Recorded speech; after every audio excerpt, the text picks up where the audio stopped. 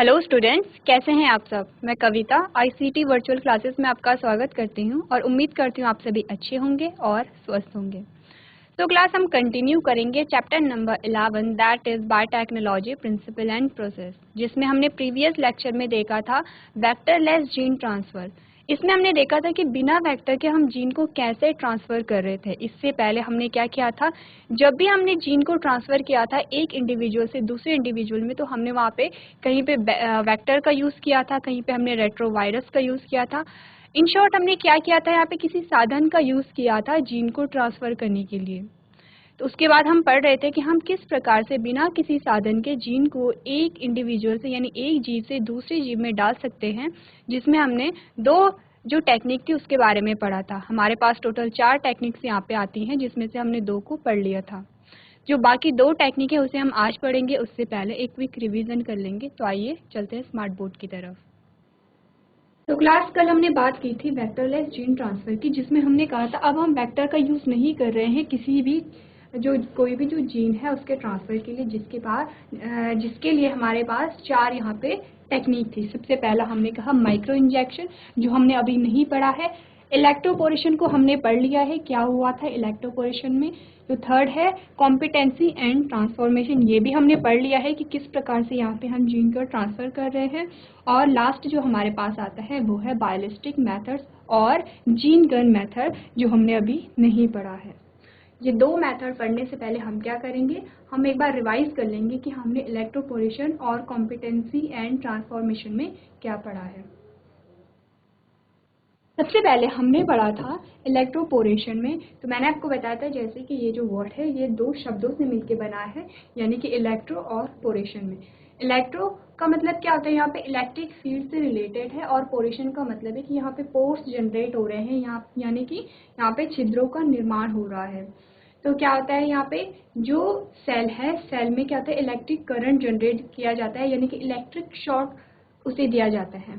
हमने यहाँ पे हमारे पास इमेज है बिफोर पल्सेस, यानी कि जो इलेक्ट्रिक शॉक है उसे देने से पहले जो सेल थी वो कुछ इस प्रकार की थी।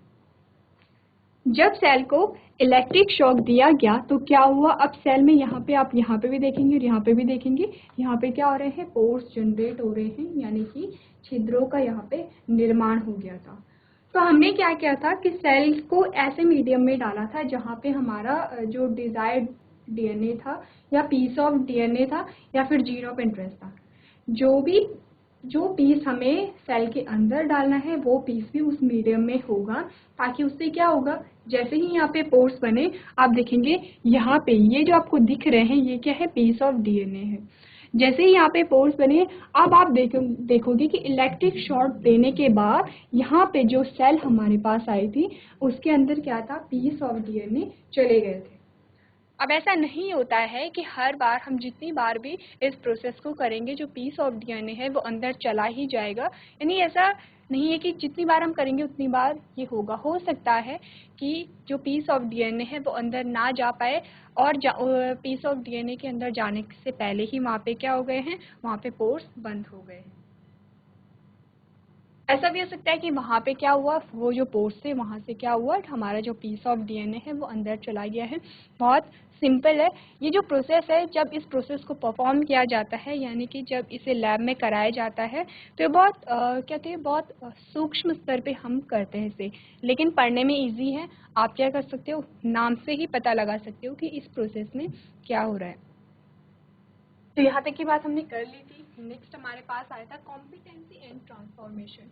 क्या कहा था हमने कॉम्पिटेंसी में, हमने यहाँ पे कहा था कुछ हमारे पास 3 यहाँ पे स्टेप आए थे। सबसे पहला स्टेप यहाँ से शुरू होता है, क्या पढ़ा था हमने, chemical competence is commonly brought about by incubating bacteria on ice, यानी सबसे पहले हमने क्या किया, सेल को आइस में रख दिया। प्लस वहाँ पे और क्या था, वहाँ पे एक सोल्यूशन था जिसमें क्या था, कैल्शियम क्लोराइड था। अब कैल्शियम क्लोराइड क्या करता है, जो डीएनए का पीस है उससे कंपटीशन करता है। तो नेक्स्ट आप पढ़ेंगे the positive charge of the calcium ions naturalised the negative charge on the bacterial lipid bilayer and DNA. क्या करेगा, अब यहाँ पे क्या होगा कि कैल्शियम आयंस होंगे, उन पे प्लस चार्ज होता है, तो ये क्या करेगा, अब न्यूट्रलाइज करेगा, किसे किसे न्यूट्रलाइज करता है यहाँ पे, हमें मेनली यहाँ पे डीएनए को। यानी कि यहाँ पे हमने कहा था जब कॉम्पिटेंसी का जो वर्ड आ रहा है, इसका मतलब यहाँ पे कंपटीशन हो रहा है। कौन कर रहा है यहाँ पे, जो कैल्शियम आयन है वो यहाँ पे क्या कर रहे हैं, कंपटीशन कर रहे हैं।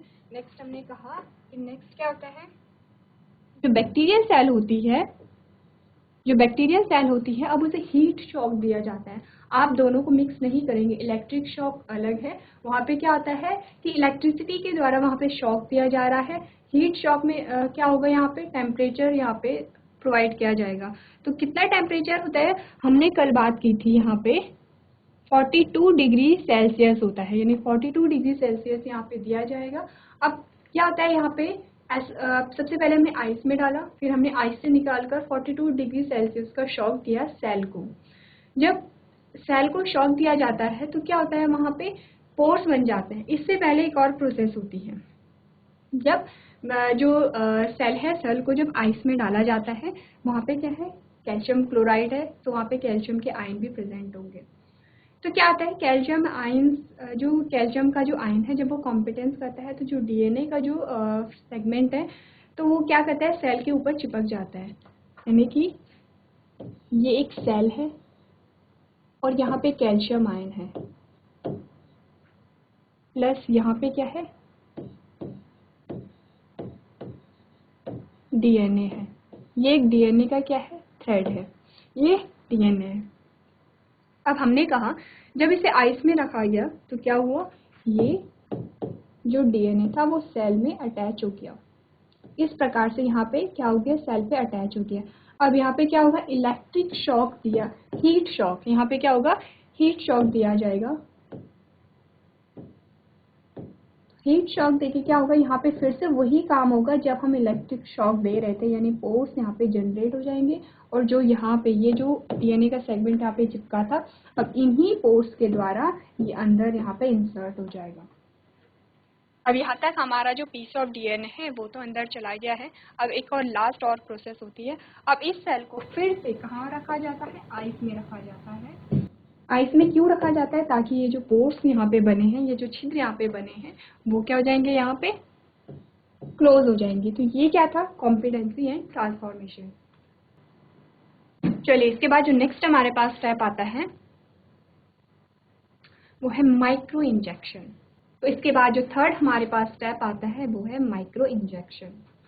तो अब यहाँ पे भी नाम ही इंडिकेट कर रहा है कि यहाँ पे क्या होगा, कुछ इंजेक्शन से रिलेटेड है, यानी इंजेक्शन यहाँ पे लगाया जाएगा।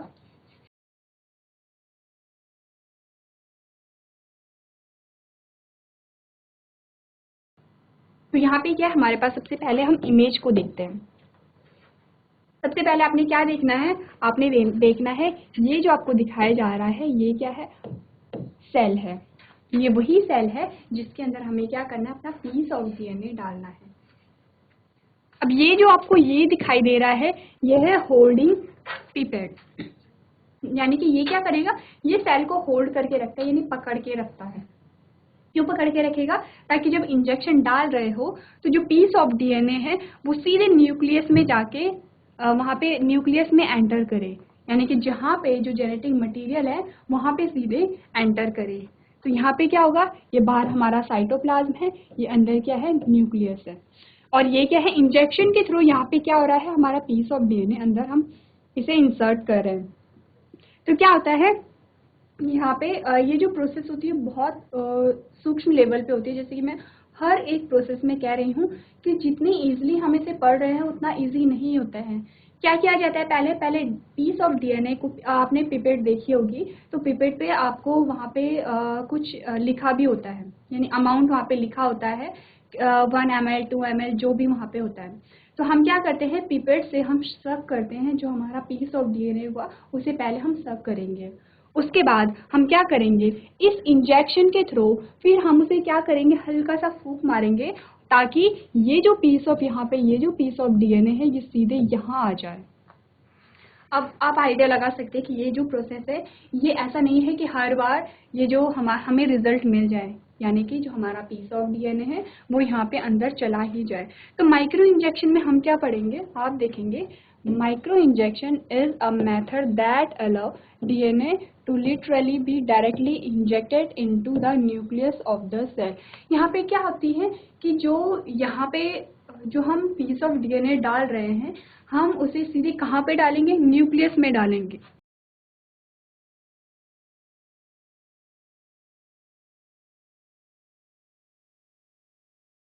हमने क्या कहा, ये हमारा न्यूक्लियस है। अब हमने क्या करना है, इंजेक्शन के थ्रू सीधे जो पीस ऑफ डीएनए है वो सीधे न्यूक्लियस में डालना है, ऐसा नहीं कि हमने साइटोप्लाज्म में डाल दिया।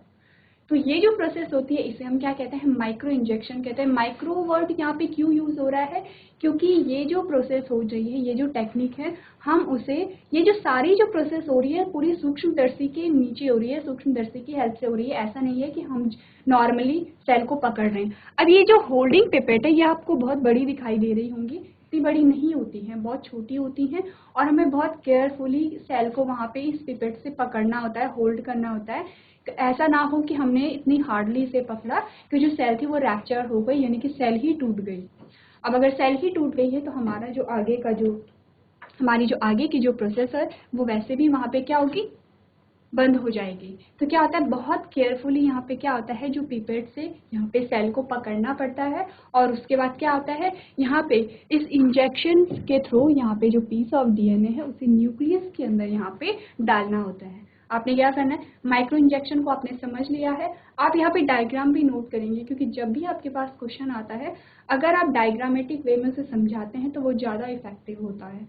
उसके बाद अगर आपको डायग्राम आता है तो आप अपनी लैंग्वेज को खुद बना सकते हैं। तो माइक्रो इंजेक्शन की जो डेफिनेशन है उसे आप अपनी कॉपी में नोट करेंगे।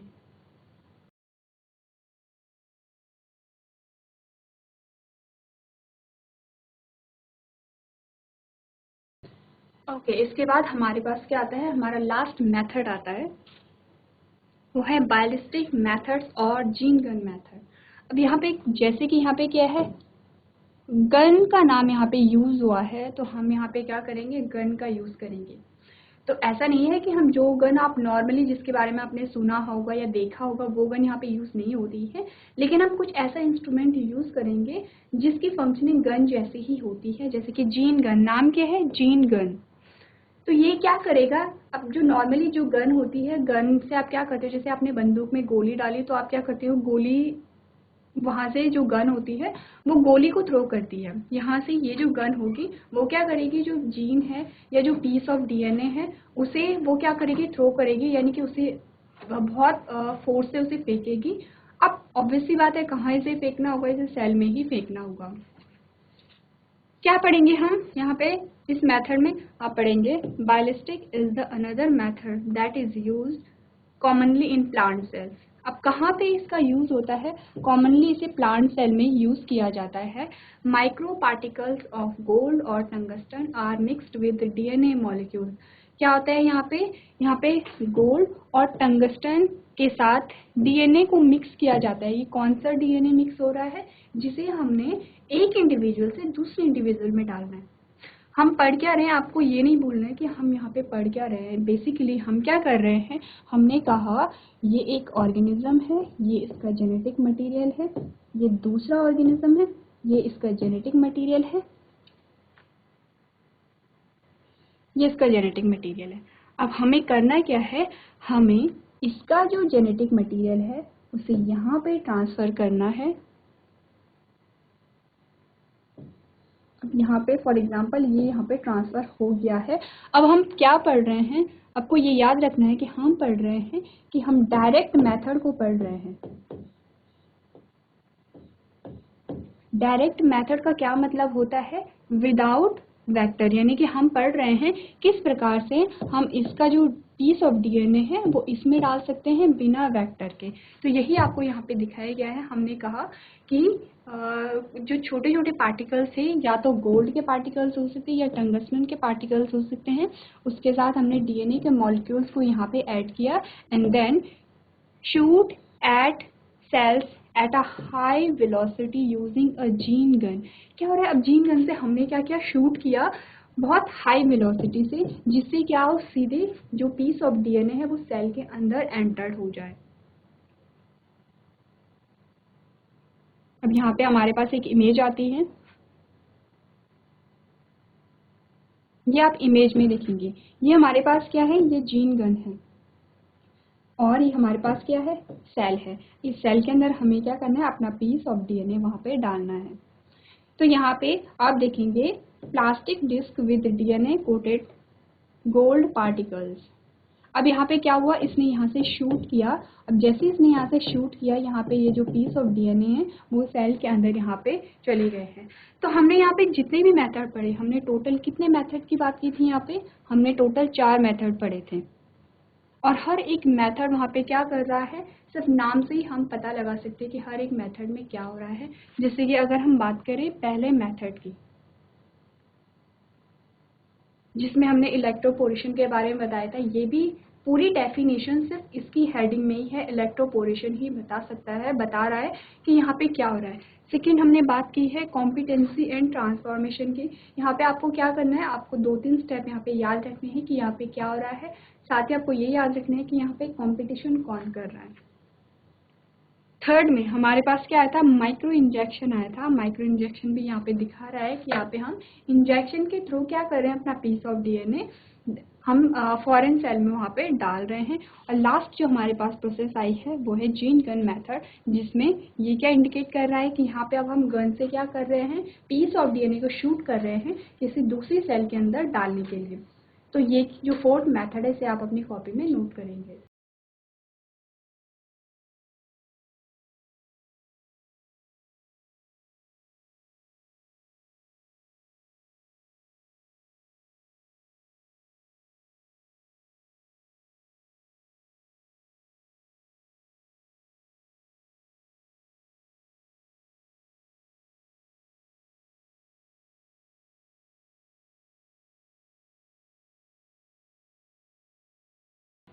चलिए, इसके बाद जो हमारे पास नेक्स्ट टॉपिक आता है वो है बायो रिएक्टर।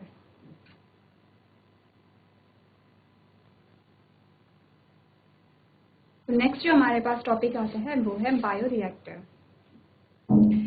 तो क्या होते हैं बायो रिएक्टर, हमने कहा कि ये क्या है, ये एक वेक्टर है और वेक्टर में हमने क्या किया, एक फॉरेन जीन डाल दिया। फॉर एग्जाम्पल हम वही एग्जाम्पल ले लेते हैं, हमने यहाँ पे इंसुलिन का जीन डाल दिया है और इसे अब हमने क्या किया, बैक्टीरिया के अंदर डाल दिया है। ये एक बैक्टीरिया है, ये इसका अपना जेनेटिक मटेरियल है और यहाँ पे ये प्लाज्मिड हमने इसके अंदर डाल दिया। क्यों डाला है, क्योंकि हमें क्या करना है, इंसुलिन का प्रोडक्शन करना है बहुत अधिक मात्रा में।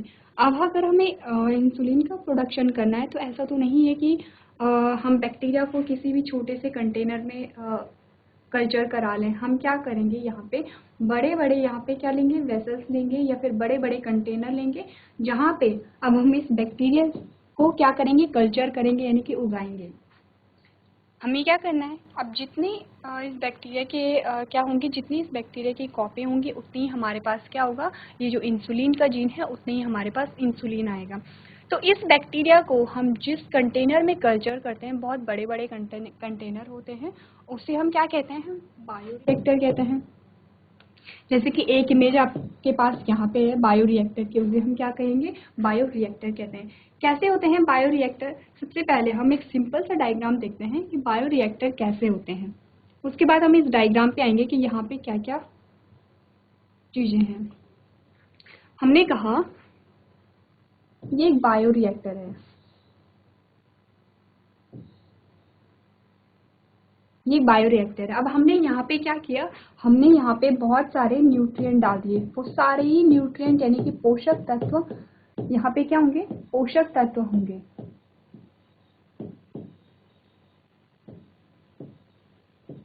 पोषक तत्व यानी कि न्यूट्रिएंट, यहाँ पे वो सारे ही न्यूट्रिएंट होंगे जो किसी बैक्टीरिया की ग्रोथ के लिए इम्पॉर्टेंट है। यानी कि जैसे कि जो भी हमने कहा था, जितने भी लिविंग ऑर्गेनिज्म होते हैं, जितने भी जीवित प्राणी होते हैं, सभी को यहाँ पे क्या होती है, सभी को भोजन की आवश्यकता होती है। अब भोजन की क्या आवश्यकता है कि अब भोजन हमें ऐसा क्या दे रहा है, भोजन हमें दे रहा है पोषक तत्व।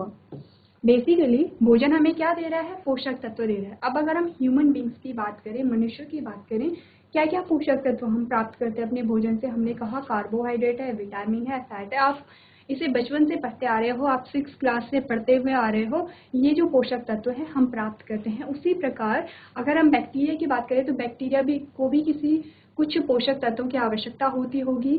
तो क्या है कि बैक्टीरिया की ग्रोथ के लिए हमें यहाँ पे क्या होगा, पोषक तत्व उसे प्रोवाइड कराना पड़ेगा, क्योंकि अगर यहाँ पे पोषक तत्व नहीं रहेंगे तो बैक्टीरिया ग्रो नहीं करेगा, यानी कि बैक्टीरिया की कॉपी नहीं बनेगी। बैक्टीरिया की कॉपी नहीं बन रही है तो क्या होगा, अब यहाँ पे हमारा इंसुलिन का जीन नहीं बनेगा। तो हमने क्या किया, पर्याप्त मात्रा में यहाँ पे पोषक तत्व डाल दिए हैं। अब यहाँ पे क्या होगी, अब यहाँ पे बैक्टीरिया की कॉलोनी बनेगी।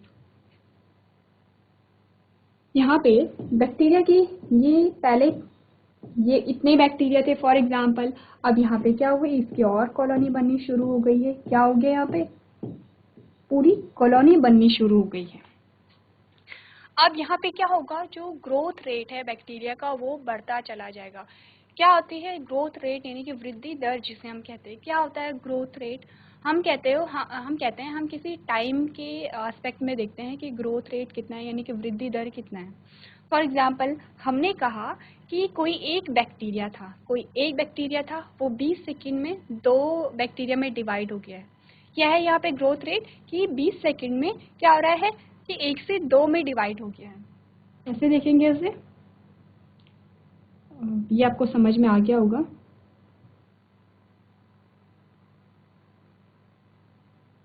हमने कहा ये एक बैक्टीरिया था और ये 2 में डिवाइड हो गया है। कितना टाइम लगा इसे, 20 सेकेंड का टाइम लगा। ग्रोथ रेट कितना होगा, यहाँ पे 1 होगा। क्यों, क्योंकि एक तो पहले से ही था, एक बैक्टीरिया हमारे पास पहले से ही था, अब 1 से 2 हो गया है। फिर से अगर हम 20 सेकेंड की बात करें तो यहाँ पे अब कितने बन गए हैं, 4 बैक्टीरिया बन गए हैं। तो यहाँ पे भी कितना टाइम कितना था, यहाँ पे नंबर ऑफ बैक्टीरिया यानी ग्रोथ रेट 1 होगा। ये भी सेम 20 सेकेंड है। 20 सेकेंड में यहाँ पे ग्रोथ रेट कितना है, 4 बैक्टीरिया बने हैं, लेकिन ग्रोथ रेट यहाँ पे कितना है, 2 होगा। 2 क्यों होगा, क्योंकि 2 तो पहले से ही थे। नए कितने बने हैं, 2 बने हैं। कितना है, 2 है। अब फिर से ये हो गया है,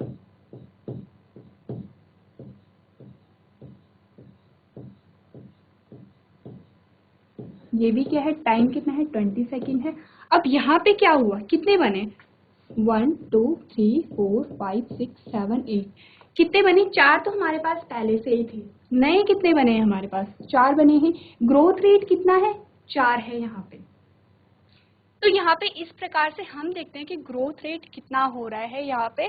तो हमने देखा कि यहाँ पे क्या हो रहा है, हर एक 20 सेकेंड में जो बैक्टीरिया की जो ग्रोथ है वो बढ़ती चली जा रही है। ग्रोथ रेट क्या हो रहा है, बढ़ता चला जा रहा है। पहले सेकेंड में 1 बढ़ा, फिर पहले 20 सेकेंड में 1 बढ़ा, अगले 20 सेकेंड में 2 बढ़े और अगले 20 सेकेंड में 4 बने। हम यहाँ पे क्या देख रहे हैं, टोटल नंबर नहीं देख रहे हम देख रहे हैं कि नए इंडिविजुअल कितने ऐड हुए हैं।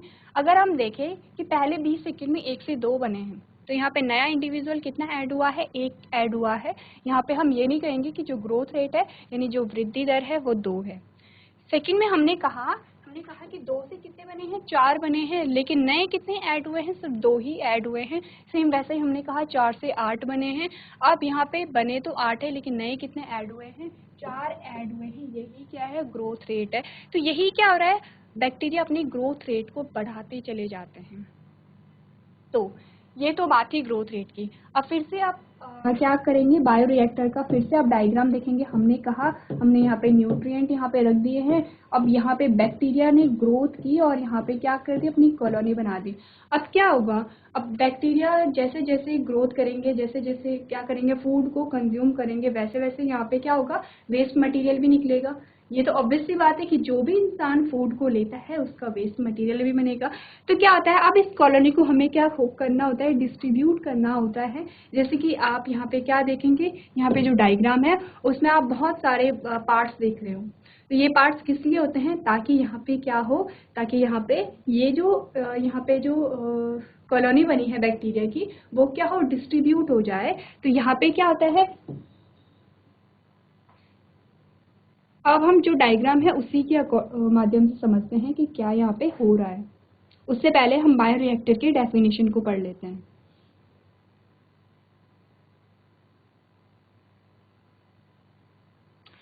तो आप पढ़ेंगे a bioreactor helps to produce a large volume of culture, यानी कि बायोरिएक्टर में क्या होता है कि बहुत ज़्यादा अमाउंट में हम कल्चर करा सकते हैं, यानी कि वृद्धि करा सकते हैं। नेक्स्ट आप देखेंगे the bioreactor is a large vessels where the different cells such as human और प्लांट और animal cells can be culture to obtain a new biological product. तो बेसिकली क्या हो रहा है, जो बायोरिएक्टर होते हैं बड़े बड़े वेसल्स होते हैं, बड़े बड़े, अगर आप साधारण भाषा में कहें तो बड़े बड़े बर्तन होते हैं, जहाँ पे हम बहुत प्रकार की सेल्स को वहाँ पे ग्रो करा सकते हैं। क्यों? क्योंकि हमें कुछ प्रोडक्ट चाहिए। यहाँ पे हम एग्जांपल में क्या ले रहे हैं, स्टार्टिंग से इंसुलिन दे रहे हैं, हमें क्या है, इंसुलिन चाहिए, इसीलिए हम सेल को कल्चर करा रहे हैं। नेक्स्ट आप पढ़ेंगे it provides optimum condition like a temperature, pH, substrate, oxygen etcetera. अब हमने सिर्फ न्यूट्रिएंट की बात की थी, इसके साथ साथ बहुत सारी चीज़ें होती हैं जो बायोरिएक्टर होते हैं वहाँ पे हम एडजस्ट करते हैं। जैसे कि हमने टेम्परेचर को एडजस्ट किया, यानी हमने सूटेबल टेम्परेचर को वहाँ पे देना है, हमने पीएच को वहाँ पे बराबर चेक करते रहना है, क्योंकि क्या हो रहा है, जैसे जैसे बैक्टीरिया की ग्रोथ हो रही है, जैसे जैसे बैक्टीरिया बढ़ रहे हैं, वैसे वैसे क्या होगा, पीएच में फ्लक्चुएशन आएगा, पीएच बढ़ता और घटता चला जाएगा। तो हमें क्या करना है, पीएच बढ़ गया है तो वहाँ पे हमें, या घट गया है तो पीएच को वहाँ पे हमें मेंटेन करना है। इसीलिए यहाँ पे क्या होता है, पीएच को वहाँ पे मेजर करने के लिए भी कुछ एक ऐसा उपकरण वहाँ पे लगाया गया होगा। उसके बाद ऑक्सीजन भी वहाँ पे क्या होगी, प्रोवाइड कराई जाएगी। और बहुत सारे न्यूट्रिएंट की बात तो हमने कर ही ली है।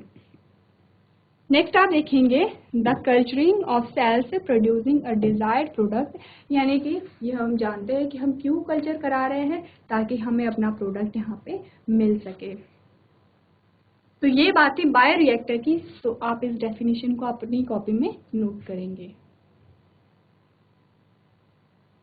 तो हम क्या करते हैं, हम थोड़ा सा बायोरिएक्टर का जो डायग्राम है उसे देख लेते हैं। सबसे पहले आपने क्या देखा, ये तो हमारा, ये जो है आपको दिखाई दे रहा है, ये कंटेनर है। तो यहाँ पे हमारे पास क्या है, यहाँ पे एयर को प्रोवाइड कराने के लिए हमारे पास इंस्ट्रूमेंट है। उसके बाद आप यहाँ पे देखेंगे कि यहाँ पे पीएच कंट्रोल करने के लिए एक हमारे पास क्या होगा, उपकरण होगा, जिससे हम देखेंगे। और ये जो आपको दिखाई दे रहा है बीच में ये, और इसमें कुछ ब्लेड आपको दिखाई दे रहे हैं कुछ इस प्रकार की, इसे हम क्या कहते हैं, इसे हम इम्पैलर कहते हैं। तो क्या होगा, ये जो ब्लेड होती हैं, ये जो ब्लेड आपको दिखाई दे रही हैं, ये इम्पैलर होती हैं। तो ये क्या करती है कि घूमती रहती हैं। क्यों घूमेगी, मैंने कहा था कि जो बैक्टीरिया होती है, बैक्टीरिया की कॉलोनी बन रही है। अब कॉलोनी एक जगह पे ना बने, इसीलिए ये क्या होती हैं, ये जो ब्लेड होती हैं ये घूमती रहती हैं। ये क्या होती है, आपस में घूमती रहती है। कुछ ऐसा ही है जैसे आपने अपने घरों में देखा होगा, आप चीज़ों को मिक्स करने के लिए क्या करते हो, उसे बहुत तेज़ी से घुमाते हो। तो कुछ ऐसा ही है यहाँ पे कि जैसे मिक्सी में आपने देखा होगा, तो ये क्या करता है, बहुत तेज़ी से घूमता रहता है, जिससे कि वहाँ पे जो भी कॉलोनी बनी है वो एक जगह पे इकट्ठा ना हो, और वहाँ पे वो क्या हो, एक जगह से दूसरी जगह सेटल हो जाए। अब यहाँ पे क्या आता है, फॉर्म ब्रेकर। ये क्या है, सबसे ऊपर वाली जो ब्लेड आपको दिख रही है, ये क्या है, फॉर्म ब्रेकर है। फॉर्म ब्रेकर यानी कि अब क्या होगा, जैसे जैसे ये घूमता चला जाएगा, घूमने से क्या होगा, ये झाग बनाएगा, फॉर्म बनाएगा। तो आपने मिक्सी में भी देखा होगा, ऊपर से क्या होता है, फॉर्म बन जाता है।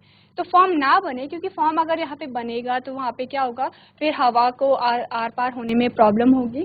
तो फॉर्म यहाँ पे ना बने, इसीलिए सबसे ऊपर यहाँ पे क्या होती है, फॉर्म ब्रेकर होते हैं।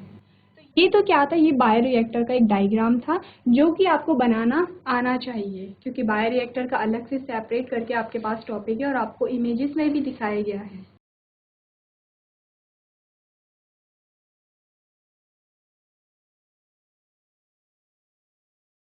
तो क्लास, आज आपने देखा बायोरिएक्टर का जनरल इंट्रोडक्शन। तो आज के सेशन में हम इतना ही करेंगे। अभी तक क्लास में बने रहने के लिए आपका धन्यवाद।